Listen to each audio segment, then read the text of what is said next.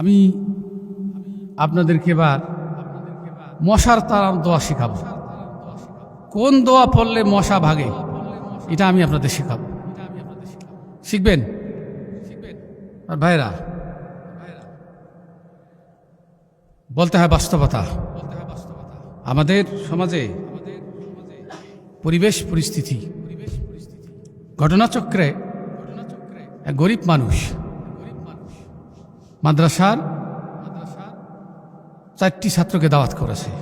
উদ্দেশ্য ছিল তার বাড়িতে মশা আসে, মশার কামড়ে থাকতে পারে না। সাধারণ মানুষের একটা চিন্তাধারা, আলেম ওলামা দোয়া করলে মশা চলে যাবে। কতটুকু সরলতা! গ্রামের মানুষ এই সরলতা নিয়ে বসবাস করে। অথচ সেই সময়ের একটা মশারির দাম ছিল 50 টাকা 60 টাকা।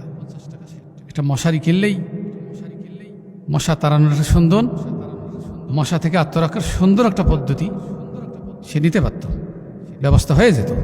কিন্তু সেটা করেনি। না করে মাদ্রাসার 4টি ছাত্রকে দাওয়াত করেছে। আলেম ওলামা, মাদ্রাসার ছাত্র, তালেবুল ইলম দোয়া করলে মশা পালিয়ে যাবে।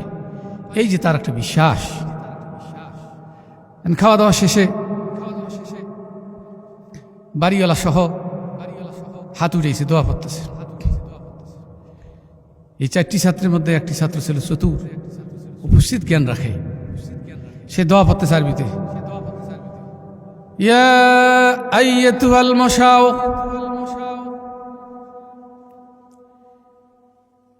হাজা বান্দাউন গরিবন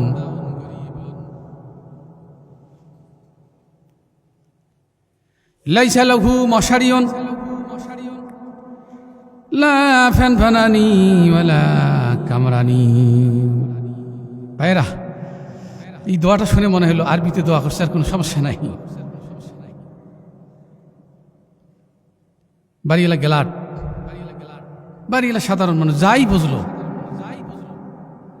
অন্ততপক্ষে ধারণা করলো, যা হুজুর তালেবুল ইলম মাদ্রাসার ছাত্র আরবিতে দোয়া করছে, ইয়া আইয়ুহাল মশাও, হে মশা।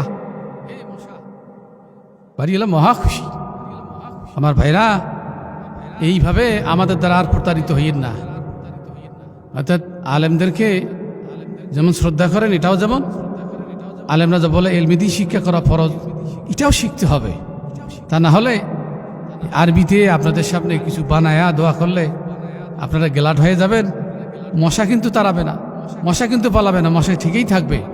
আসুন আমরা একটু নিজেরাই সজাগ হই, আমরা এলমিদি শিখি, নিজে বাঁচি, আর আমরা সন্তানাদিকে বাঁচাই। আল্লাহ পাক আমাদের সবাইকে তৌফিক দিক।